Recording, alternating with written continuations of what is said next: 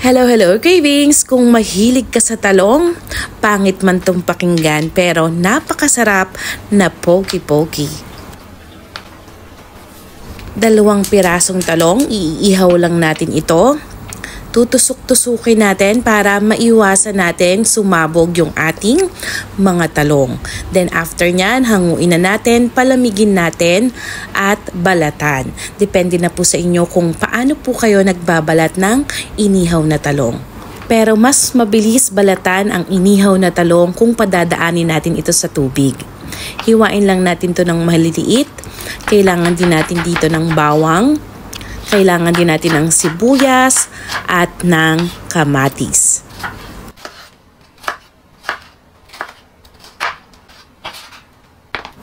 Kung gaano karami ang ating talong, ganun din karami ang gagamitin nating itlog. Meron tayo ditong 2 itlog, batihin lang natin ito at ready na tayong maggisa. Konting mantika, unahin natin ang ating sibuyas at bawang. Kapag nangangamoy na yan, isusunod naman natin yung ating kamatis. Then palalambutin lang natin ang ating mga kamatis at isusunod na natin dito yung ating talong. Kung nagsasawa ka na sa tortang talong or kaya naman ay pritong talong, ito naman ang subukan mo ang ating poki-poki.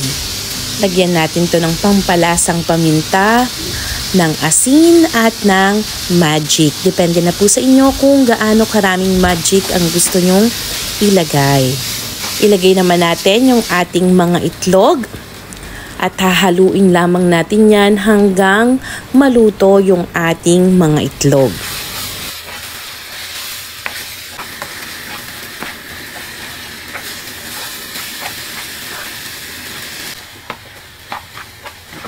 At ganun lang kabilis cravings, meron na tayong poki-poki at sasamahan pa natin to ng nagmamantikang itlog na maalat at ang masarap na galing pang Ilocos na chicharon bagnet.